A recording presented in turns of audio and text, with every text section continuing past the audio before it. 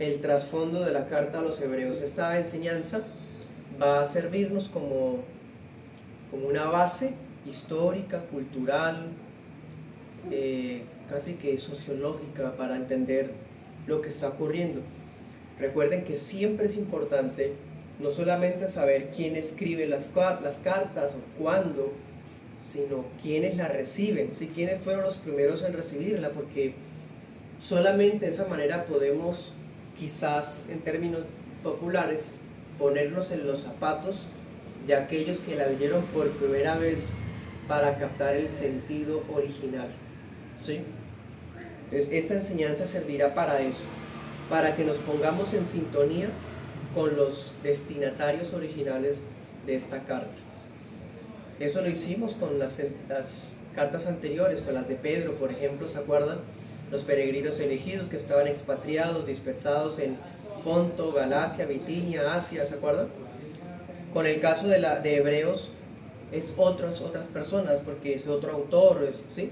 Pero también tiene sus propios escenarios que nos permiten comprender un poco lo que vivían los cristianos del siglo I. Vamos a Hebreos 10:32, creo que ese es el versículo más fuerte de toda la carta, que describe lo que estaba pasando, y que el texto mismo les diga a ustedes, hermanos, cuáles eran las circunstancias que ellos estaban viviendo. Cuando estudiamos Gálatas, por ejemplo, pudimos ver la invasión sorpresiva de unos falsos maestros judaizantes. Con segunda de Pedro vimos la invasión sorpresiva de unos falsos maestros burladores que ponían en entredicho la palabra y la autoridad de los apóstoles.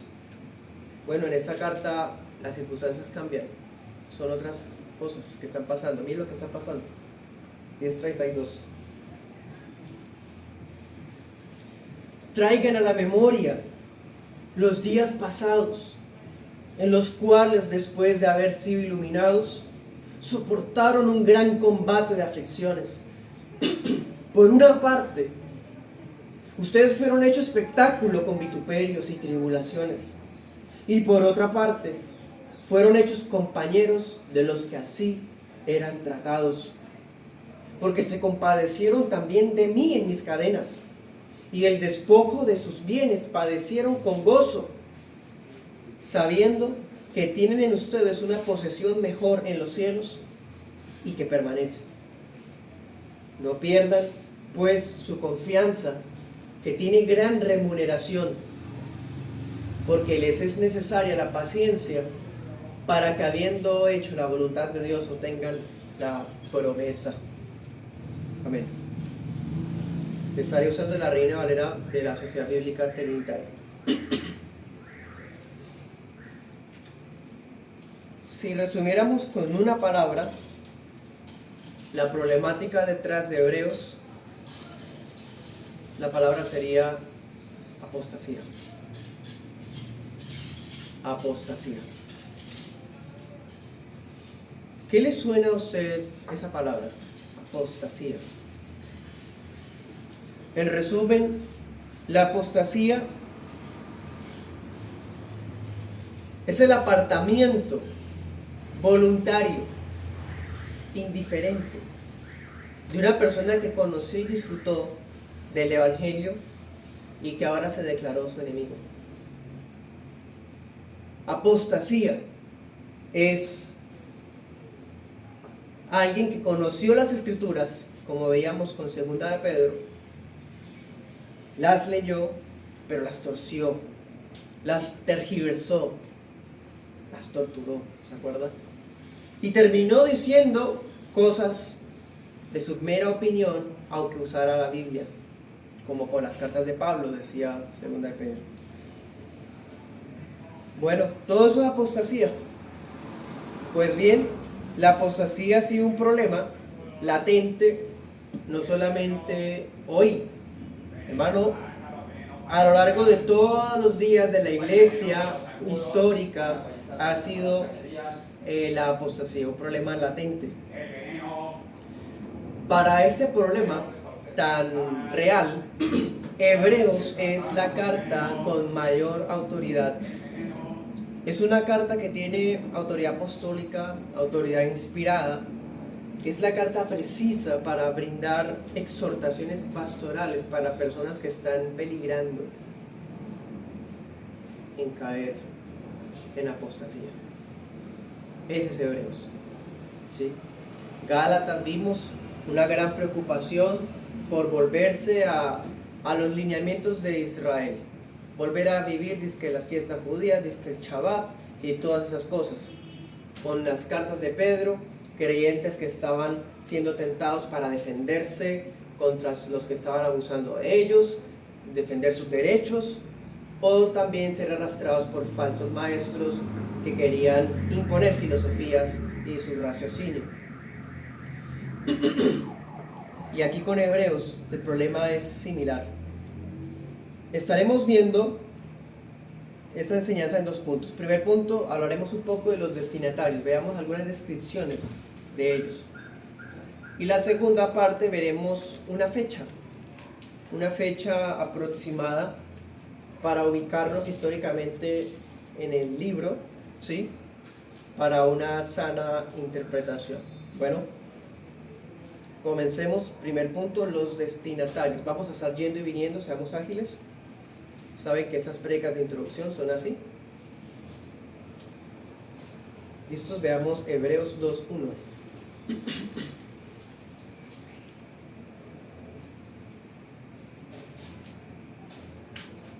Dice: por tanto, es necesario que con más diligencia atendamos a las cosas que hemos oído, no sea que nos deslicemos. Miren el toque, ¿no? Ese tono. El escritor de la carta es un pastor que expresa un sincero temor porque los hermanos están deslizando. Deslizando, hermano, esa es la apostasía. La apostasía no comienza un día para otro. La apostasía no es que un día vinimos al culto y el lunes se volvieron budistas. O un día vinimos al discipulado ya casi terminando el curso y luego termina yendo a la secta de los testigos sin Jehová. Eso no es solamente apostasía. La apostasía no es así, de un momento a otro. La apostasía es un proceso como esto, un deslizamiento. A veces lento, paulatino, a veces más abrupto que otros, pero lleva tiempo de todas formas. ¿Qué más características tiene esta apostasía que estaban pasando estos hermanos hebreos? Primero, se estaban deslizando y este pastor tiene temor. Miren lo otro, 10:32.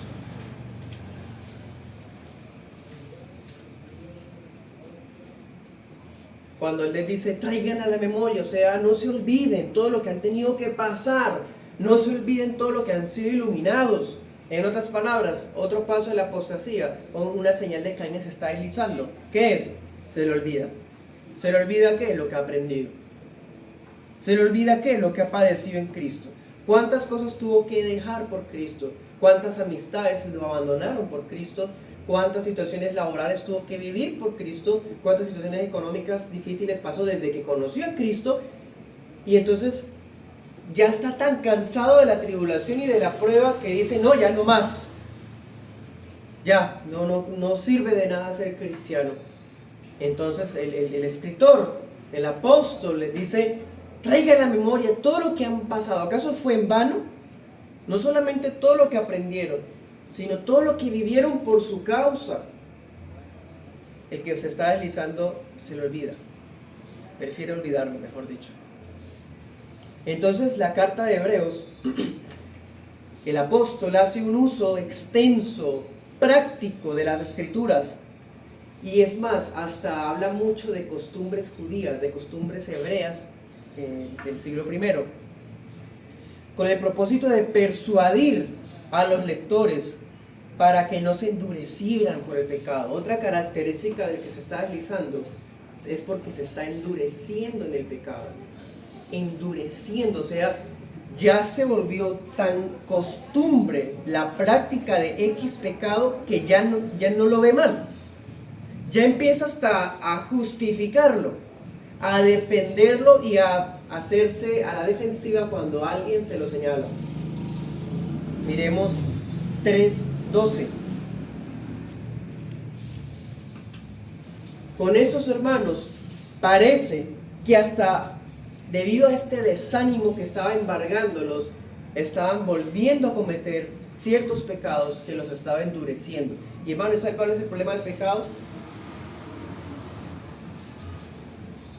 Que siempre quiere más. Siempre quiere más. El pecado, si yo y usted le cedemos 1 centímetro, se va a tomar 1 kilómetro. 3:12. Miren, hermanos, que en ninguno de ustedes haya un corazón malo de incredulidad para apartarse del Dios vivo. Miren esa preocupación. Se están apartando. 13. Antes exhórtense los unos a los otros cada día. Entre tanto que la Escritura dice hoy, para que ninguno de ustedes se endurezca por el engaño del pecado. Porque somos hechos participantes de Cristo, con tal de que retengamos firmes hasta el fin el principio de nuestra confianza. Estaban peligrando de ya no retener más la confianza.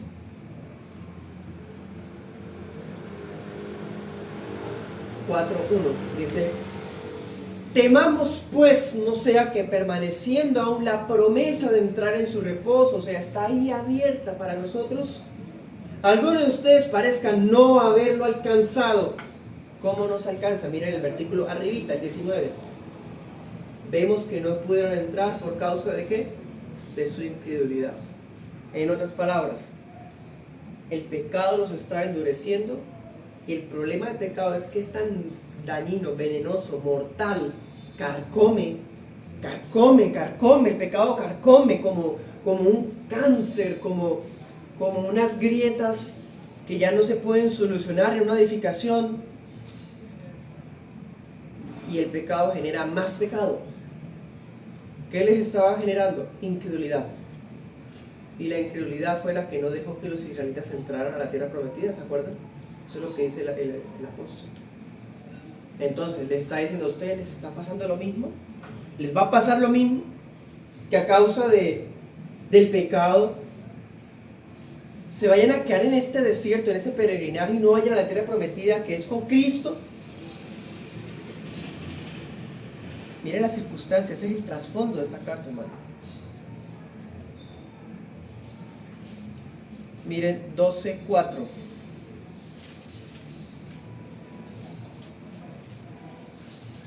Ellos, una manera de sopesar la situación que era dura, porque ahorita vimos que los estaban expropiando, mejor dicho, estaban pasando situaciones difíciles por la fe.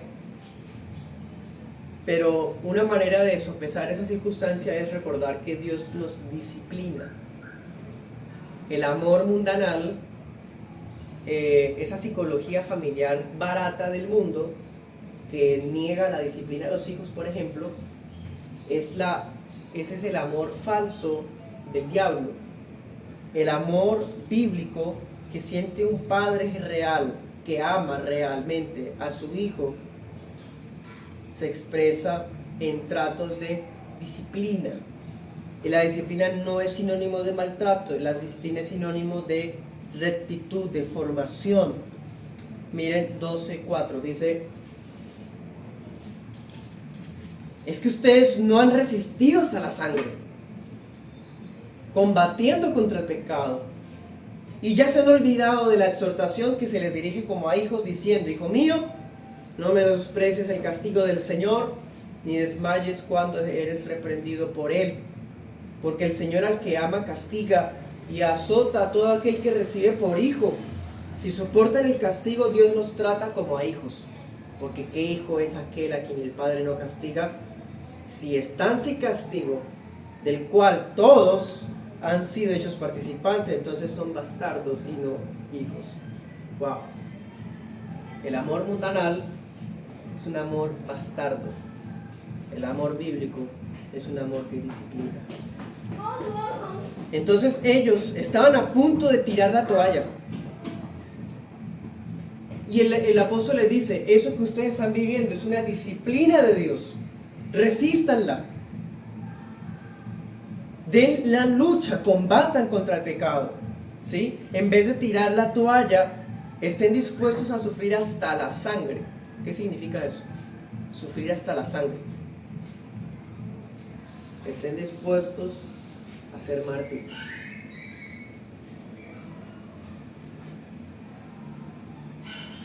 Leamos 6:11.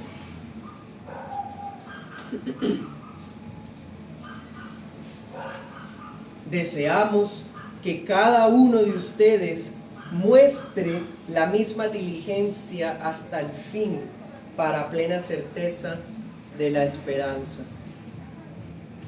O sea, estén dispuestos a sufrir lo que están pasando, así sea que lleguen hasta el martirio, porque vamos a tener la misma solicitud hasta el final.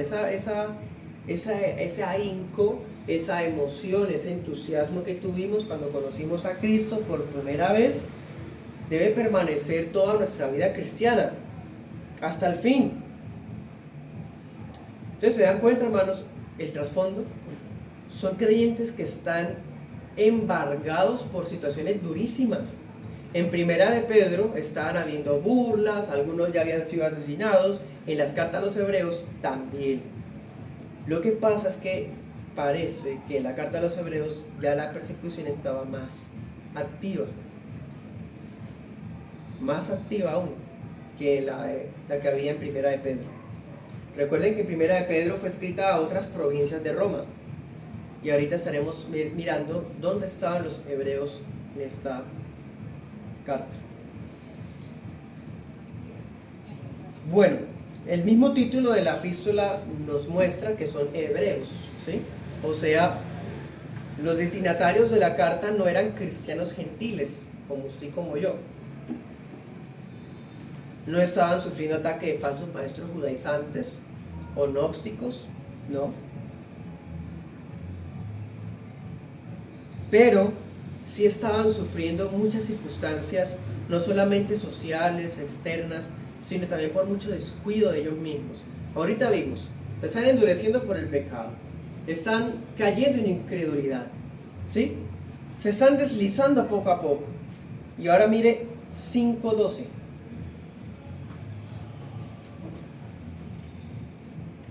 Si usted quiere ver esto como un regaño, véalo así. Debiendo ser ya maestros a causa del tiempo, tienen necesidad que se les vuelva a enseñar cuáles son los primeros rudimentos de las palabras de Dios. Y han llegado a ser tales que tienen necesidad de leche y no de alimento sólido. En otras palabras, son unos niños inmaduros y todavía no están listos para darles a comer alimento sólido. Estaban tan estancados y ya estaban teniendo tanta lástima de ellos mismos que descuidaban la palabra. No crecían en la palabra, no crecían en fe, como decía las cartas de Pedro, no le añadían a la fe virtud, no colocaban una mente sobria, mejor dicho, descuidados. Se habían estancado espiritualmente. Miren 12:1.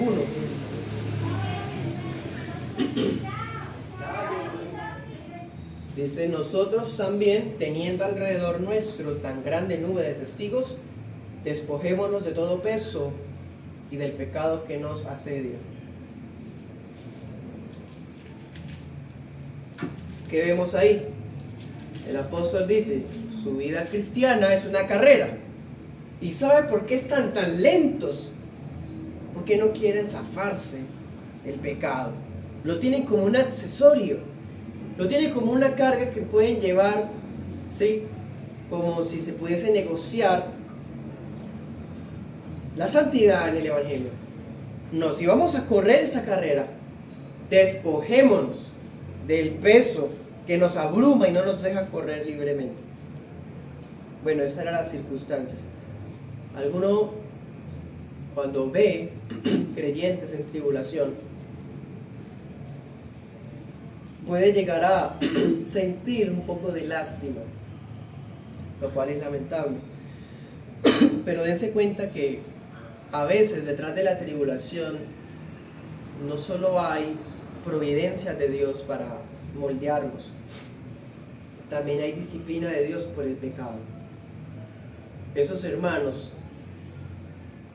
parece, de todo lo que hemos estado viendo, que algunos estaban en pecado, estaban conservando una vida doble, estaban como empezando a tener una vida de negociar entre la fe y bueno, yo puedo tener esto aquí mientras tanto, no pasa nada, solamente un tramo de la carrera voy a correr con esto, solo 100 metros con esto encima.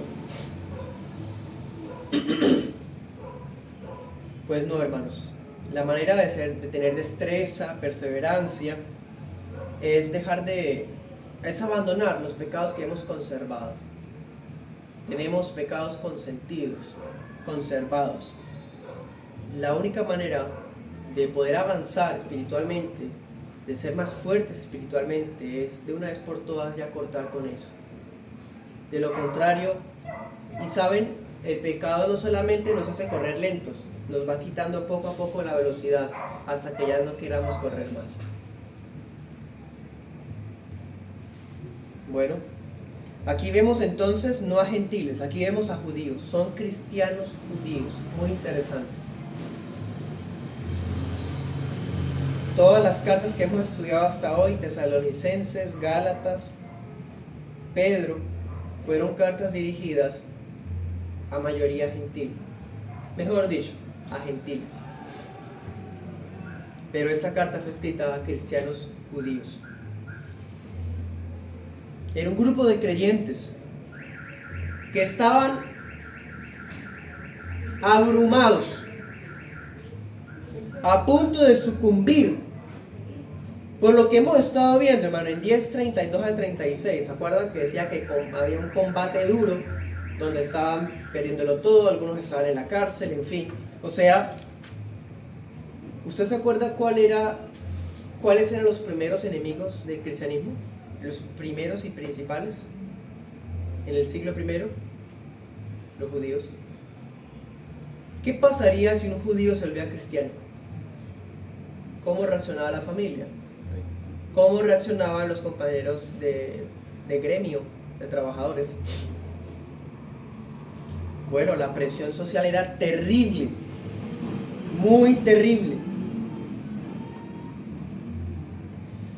Entonces, había una presión social, había una presión económica también.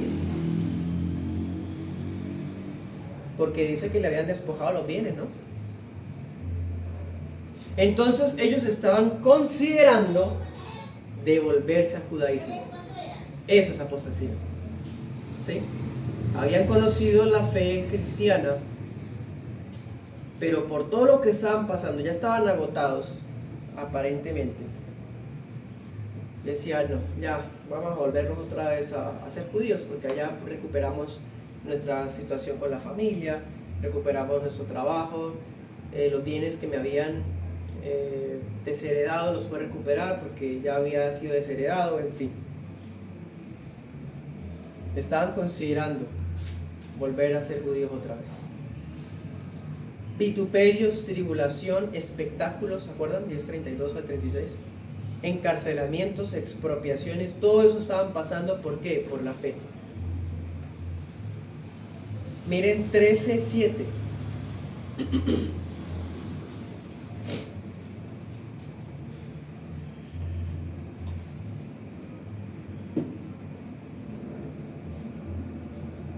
Acuérdense de los que los dirigen, que les hablaron la palabra de Dios, la fe de los cuales imiten, consideren el resultado de su conducta.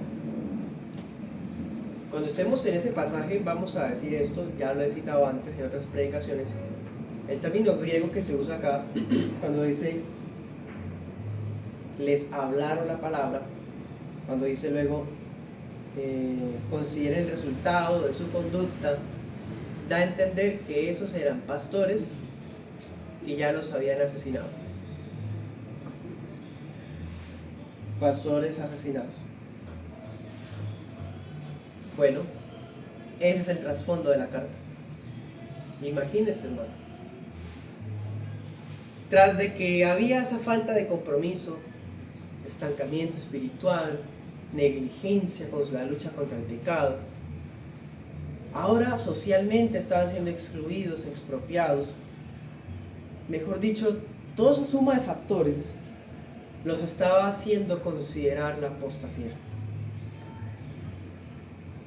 Hermanos en la cárcel, hermanos asesinados, y todavía les dice: ustedes no han sufrido hasta la sangre. Claro, porque es verdad. Aquí nadie ha sufrido hasta la sangre. Uno de nosotros, comparándonos con esos hebreos, que diga: es que yo ya estoy cansado, yo ya quiero, o sea, desde que conocí esto de este evangelio, me veo limitado, me veo reprimido, me veo tal y tal cosa. Pobrecito. Usted no ha sufrido ni la sangre, no ha sufrido ni a los tobillos. Yo tampoco, de esto. Un creyente de Colombia del siglo XXI que se queje, no lee la Biblia. Porque, hermano, cuando nosotros comparamos nuestras quejas, nuestros pesares, nuestras propias luchas, sí, son nuestras propias luchas, pero querer tirar la toalla y ir a apostatar, por eso no me imagino qué pasaría si el Señor nos desatara una persecución.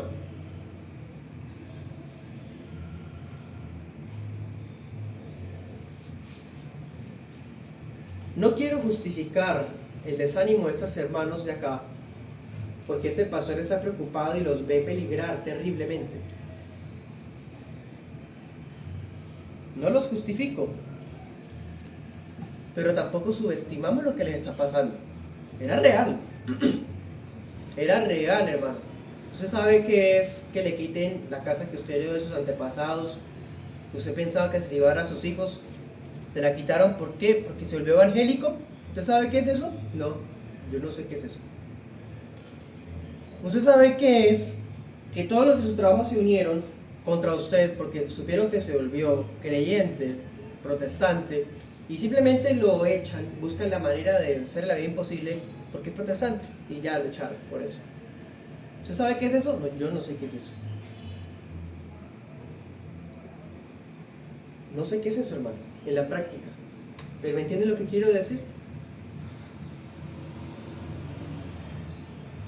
Bueno, esas eran las circunstancias. Este pastor tiene miedo de que esos hermanos están a punto de apostatar. Segundo punto, miremos un poco más sobre la fecha. 13:24.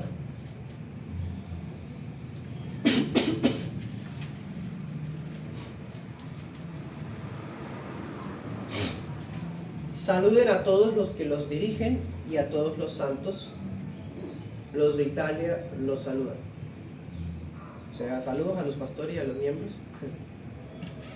de la iglesia, a los hebreos. Y yo les mando saludos ¿desde dónde? ¿Dónde estaba entonces el autor? En Italia. Ok. Dentro de Italia, ¿en qué otro lugar de Italia se había encarnizado tanto la persecución si de la capital? ¿Se acuerdan? ¿Qué otro lugar dentro del Imperio Romano se estaba llevando a tal grado la persecución? Sino en Roma. Por eso hay una teoría que es la mayoritaria que afirma que la carta fue escrita en Roma, ¿sí? Y pues parece que se confirmó porque manda saludos desde Italia. Entonces, y manda saludos, dice, a los que los dirigen y a los santos, o sea, a una iglesia.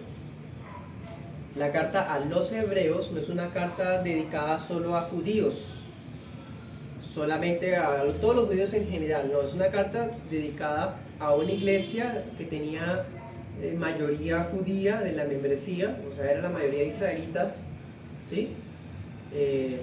Hebreos, por eso dice hebreos. A ellos se les escribe, y ellos donde estaban, en Roma. Entonces, ¿sí? La forma como describe la presión social hace pensar en Nerón, el emperador que asesinó a Pablo y a Pedro. ¿Se acuerdan que fue el que quemó Roma y todo esto? Bueno, parece que fue durante la persecución de Nerón, o sea, estamos hablando años del 64 al 68. Fue escrita Hebreos. Tengamos en cuenta algunos detalles. Primero, cuando estemos estudiando la carta vamos a ver que es la carta del Nuevo Testamento que más habla del sistema aarónico, del sistema levítico. Y cuando habla del sistema del sacerdocio de Aarón, él habla del sistema como si estuviera activo en ese momento. O sea, que el sacerdocio seguía oficiando. Detalle. Segundo, Nerón se suicidó en el 68. O sea que tuvo que haber sido antes de ese año que se haya escrito. Y tercero, ¿ustedes se acuerdan cuándo cayó Jerusalén? ¿Cuándo fue destruido el templo? En el año 70. ¿Sí? Y el autor de Hebreos habla de que hay unos sacrificios que están haciendo que no tienen validez o eficacia, ¿sí? Él habla como si todavía se estuvieran llevando a cabo. O sea, esos tres detalles nos sirven para ubicar la carta en un periodo específico, ¿sí?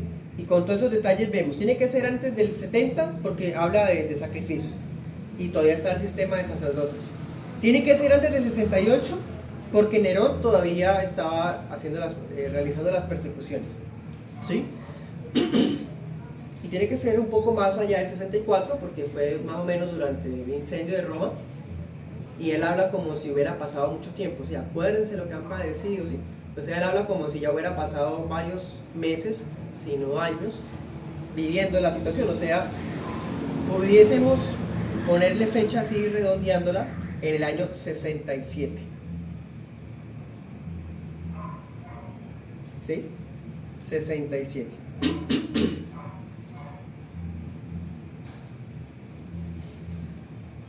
Bueno, la carta a los Hebreos es una de las cartas también más difíciles, o las que les fue más difícil ser aceptada como en el canon, fue difícil. Primero porque, bueno, en el siglo I fue aceptada normalmente, o sea, fue aceptada, el mensaje que tiene es muy impresionante, se siente un toque apostólico en cada línea. Entonces la iglesia occidente la recibió, en Italia, Francia, África. Pero en el siglo II pasó algo en la iglesia y fue un movimiento que se le llamó el movimiento novaciano, con B pequeña, novacianismo. Si quiere anótelo, usted puede averiguar un poco más de eso. Los novacianos decían, bueno, venga, les cuento. Los emperadores habían encarnizado contra los cristianos. Cuando los iban a matar, les ponían dos opciones: blasfema a su rey, a Jesús, y confiesa a César como su señor. Se muere. Muchos cristianos blasfemaban, confesaban a César, pero luego ellos volvían a la iglesia arrepentidos de lo que habían hecho. El movimiento novaciano lo que hacía era, a esos hermanos que habían hecho eso, no los aceptaban de vuelta. Decían, no, usted apostató. Como usted apostató, usted no es bienvenido a la iglesia, usted negó al Señor. Usted cometió un pecado que no tiene perdón, porque en Hebreos 6 dice que habiendo conocido, ya no tiene más purificación por el pecado, ¿sí? Entonces, en el siglo II, Hebreos fue utilizado por el movimiento novaciano para negarle la restauración a los que se habían arrepentido de la apostasía. Miren lo que es terrible el sectarismo. Y así hay sectas hoy día, especialmente sectas anabaptistas. Sectas que alguien peca o incluso es excomulgado y no se le recibe su arrepentimiento, no se le acepta, o sea, la persona ya lo declara perdido, no tiene restauración de nada. No, eso es novacianismo, eso no está bien. Entonces, debido a eso que pasó en el siglo II, basados en Hebreos 6:4, se puede mirarlo, se puede entender por qué lo interpretaron así los novacianos. Entonces empezó a verse la carta con recelo, y poco a poco se fue rechazando la carta, como intentando sacarla del canon. Por la providencia del Señor, la Iglesia de Oriente la aceptó, porque suponía que la escribió el apóstol Pablo. Entonces, partiendo de que esta es una carta apostólica, no podía desecharse del canon, y gracias al Señor se mantuvo en la Biblia.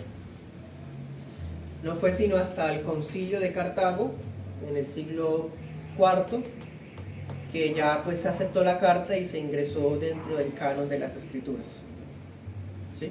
O sea, hermano, 4 siglos debatiéndose si se aceptaba o no como inspirado. ¿No les recuerda algo? Segunda de Pedro, lo mismo. Porque Segunda de Pedro y Hebreos fueron las cartas, y Apocalipsis fueron las cartas más polémicas para ser aceptadas dentro de la Biblia. Pero bueno, gracias al Espíritu Santo que preservó su palabra. Esa carta es maravillosísima, es muy impresionante. Bien, hermanos, para terminar les voy a decir 2 cosas, 2 aplicaciones.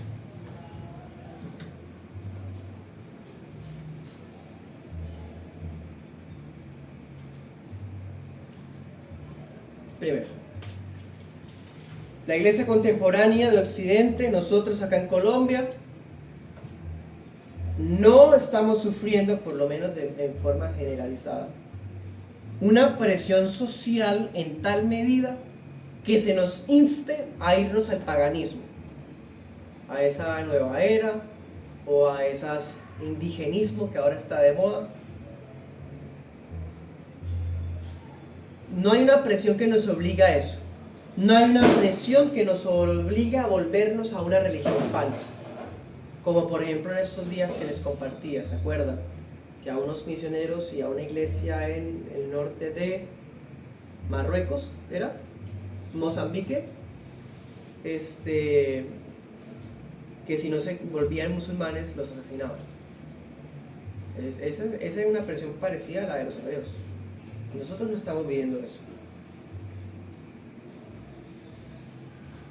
Y a pesar de no estar bajo esa presión, no estamos bajo combate de persecución, no estamos sufriendo hasta la sangre, a pesar de que no quiero tampoco desacreditar o despreciar, menospreciar nuestras propias aflicciones, pero es que al compararnos con los demás hermanos de la iglesia perseguida, hermano, por favor, y démonos cuenta cuán a menudo vemos creyentes entre nosotros que recaemos en la inasistencia, en las excusas, y la inconstancia se convierte en lo único constante en su vida. No es constante en la palabra, en congregarse, no es constante en nada, pero sí es constante en ser inconstante. Es constante en no leer la Biblia, es constante en no orar, es constante, mejor dicho, en vivir una vida igual que los del mundo. En eso sí es constante. Para ese tipo de creyentes es más prioritario atender, por ejemplo, una visita en vez de congregarse en el día del Señor. Hace unos años, cuando todavía vivía con mi señora madre, una cierta visita nos llegó de sorpresa el sábado por la tarde, y era una visita de alguien que ella conocía hacía muchos años,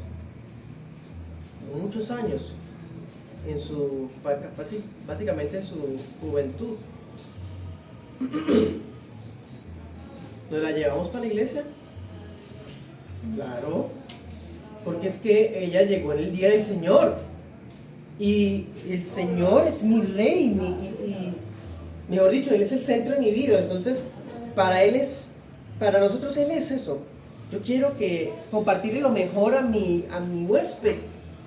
Nos llevamos a la señora, ella pues de una confesión religiosa tradicional.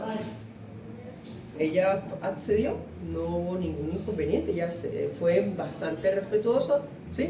Yo creo, hermano, aquí esto será una opinión mía, que más que todo es por cobardía de nosotros y prejuicios de nosotros. Somos nosotros los que pensamos que vamos a ser rechazados. Al invitarla a ella, junto con su hija, asistió a la iglesia normalmente, se acabó el culto normal, ¿sí? Entonces no dejamos de asistir al día del Señor, sino que llevamos a esa familia que nos estaba visitando. No se convirtieron ese día o algo así, pero o sea, nos acompañaron. ¿Me hago entender? Pero no, hoy hay creyentes que cualquier oportunidad de excusa sirve. Sea que llueva o que está haciendo mucho calor, sea que llegó la visita, mejor dicho, hermano, o que está de pronto con alergia.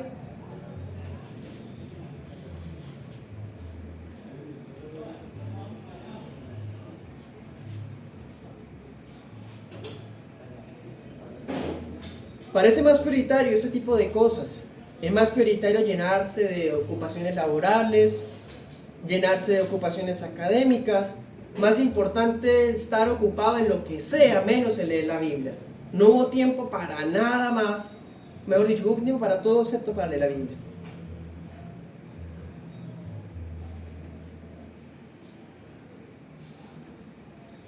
Pues hermanos, segunda aplicación.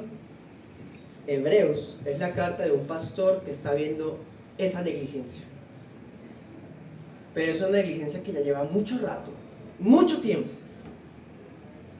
Y el problema es que cuando uno trata esa negligencia como con tanta suavidad, se vuelve deportivo eso, se vuelve costumbre, hábito, y cada vez se va hundiendo más. ¿Y qué decía el apóstol? Se va deslizando. Son cosas aparentemente tontas, triviales, pero hermano, no se imagina cuánta repercusión puede tener una pequeña decisión en nuestra vida. ¿Sí? Este pastor le advierte a los destinatarios una y otra vez de los peligros de la decadencia, los peligros de la apostasía. Es que, hermano, si tomamos tan facilistas el día del Señor, que es uno de los 10 mandamientos, que es el cuarto mandamiento, ¿cómo no va a tomar también facilistamente otras cosas?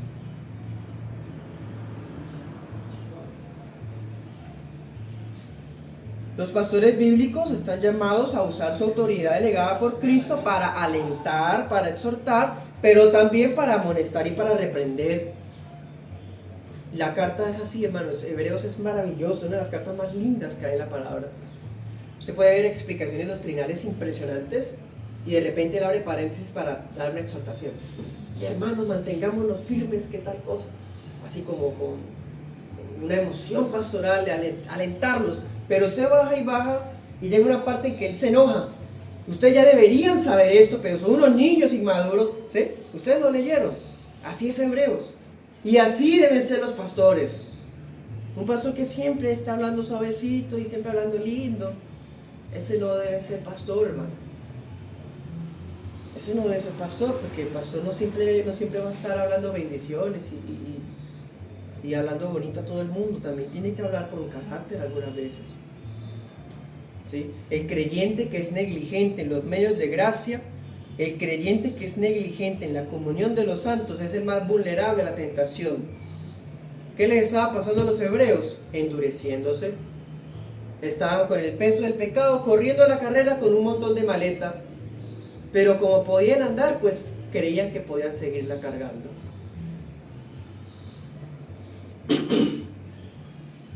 Ese creyente negligente es el que más fácilmente va a devolverse a las prácticas del mundo. ¿Qué estaba pasando con ellos? Uy, yo como que me toca volverme judío otra vez. Sí, porque lo perdí todo por esta causa y igual yo puedo volverme judío y exteriormente, pero Dios conoce mi corazón. Yo seguiré siendo cristiano en mi corazón, o sea, nadie lo va a saber. ¿Usted cree que Cristo va a aceptar eso? ¿Acaso Él no dijo que el que me niegue ante los hombres, yo lo negaré ante el Padre? Ese creyente negligente es el más fácil para volverse a las falsas doctrinas, como ya se estableció con la carta anterior. Entonces sepan eso, hermanos, todo escándalo, todo pecado escandaloso, toda apostasía, todas esas personas que usted llega a ver que son burladoras abiertas del Evangelio, opositoras terribles contra el Evangelio, sepa que ellos fueron creyentes una vez. Y que esas personas que son así hoy comenzaron con descuidos justificados de los deberes cristianos y se fueron endureciendo poco a poco en el pecado hasta mostrar que jamás fueron hijos de Dios y que siempre fueron del mundo. Oremos.